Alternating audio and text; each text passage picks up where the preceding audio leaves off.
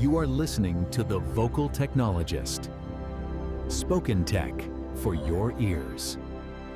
Welcome along. You've tuned into The Vocal Technologist. And today we're getting stuck into the latest in DevOps. We're going to cut through some of the noise and really pinpoint what's making a difference in, building, automating, and scaling tech today. Ready to jump in? Absolutely. Let's do it. Okay, first up, this whole idea of AI-first operations. We're seeing companies like PagerDuty talk about a new way of working. They've got like 7 principles and 3 types of AI. That's right. The main goal is pretty clear. Cut down the manual slog, resolve incidents faster, basically let humans do the more interesting, higher value work. But it's more than just plugging in some AI tools, isn't it? What's the deeper shift? Oh, definitely. It's really about needing a whole new organizational structure, not just shiny new tools.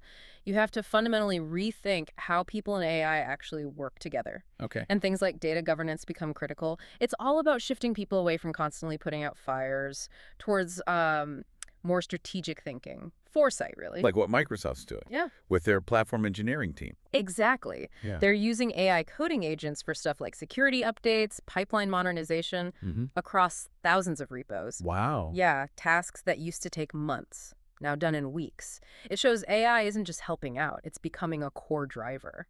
That point about data, Yeah. governance, and freshness. Huh. What's a bit maybe unexpected hurdle there? Ensuring the AI has the latest info for real-time ops.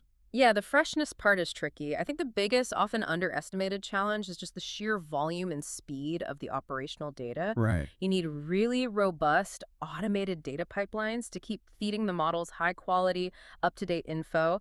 And the governance, it has to evolve just as fast. It's this continuous loop people sometimes forget. And then there's the money side. Tracking the cost of these powerful AI models. You can actually monitor usage and costs for models like Claude now, right inside tools like Datadog or Grafana Cloud. Yes, using standards like the FinOps Foundation's FOCUS format, which is great for standardizing how you see cost data across different tools. Super important if you want to keep your budgets on track.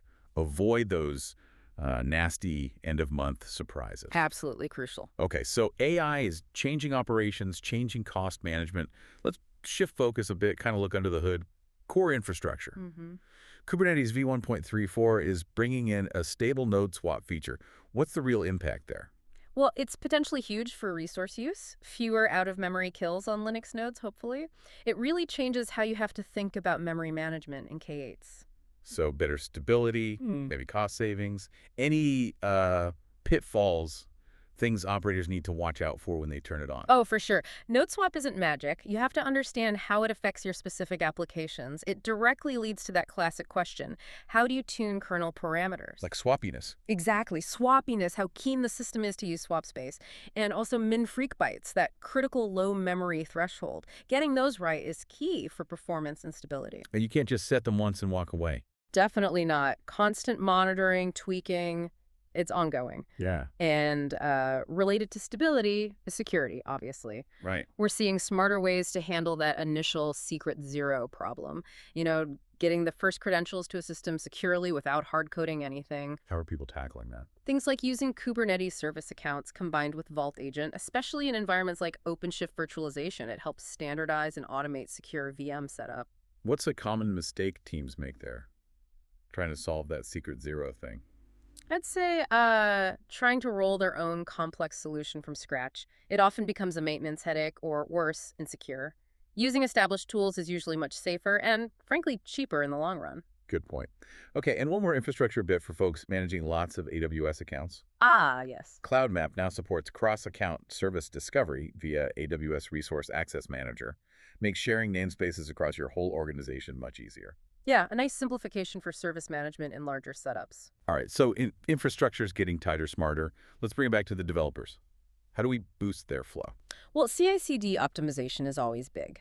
Effective cache purging, for instance. Like using content hashing or TTLs or automated invalidation. Exactly. It speeds up builds, saves compute costs, and maybe most importantly, ensures developers aren't working with stale content.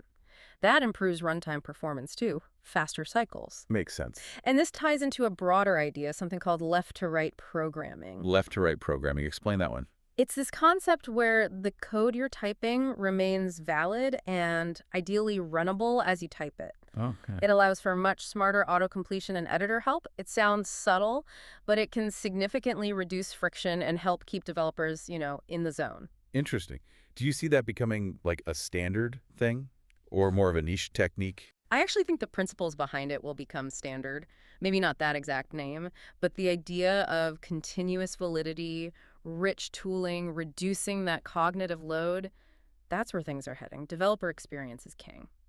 So pulling all this together, AI changing ops, smarter infrastructure, better security practices, smoother developer workflows, it feels like a lot is happening across the board in DevOps. It really is. And what's fascinating is how these different threads connect. AI needs good data pipelines, secure infrastructure enables faster dev cycles. Yeah. It all reinforces each other, creates more robust, agile systems overall. It definitely gives you a lot to think about. Indeed. And perhaps that raises the key question for everyone listening.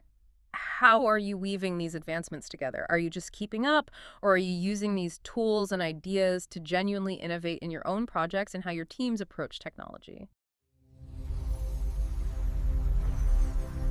Spoken Tech for your ears.